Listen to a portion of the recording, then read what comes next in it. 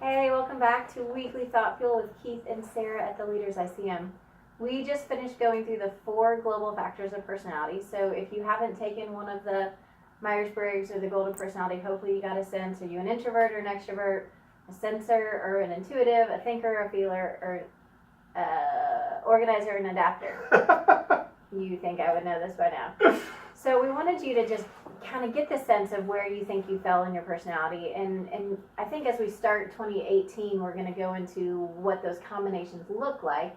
But for now, we just kind of wanted to make some key points about personality, how we encourage you to think about it and use it, kind of some of the limits on that. So why don't you...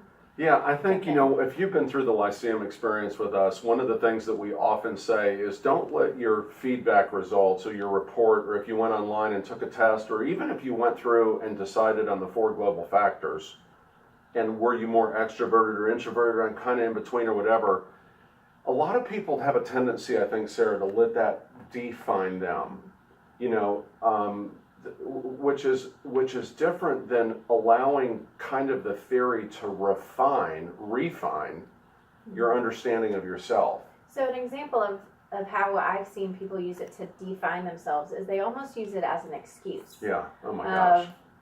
Well, I know I'm loud and obnoxious, but it's because I'm an extrovert and that's just how I am, so kind of deal with it, right? And do you know what? Back to the leader level stuff that we talked about very early in the year, that's a super outside in level 3 immature way to think about your personality. It's almost like I don't have control over this thing that's a part of me. It's doing something to me. So the idea, I think, globally is to rise above the report and realize that part of continuing to grow and to become more perfected in who you are and have greater influence, I mean, that's the result, that's why we've done all these videos, is that we want you to just see yourself anew and actually ask the question, if that's how I'm showing up with people, is that how I want to show up with people? Right.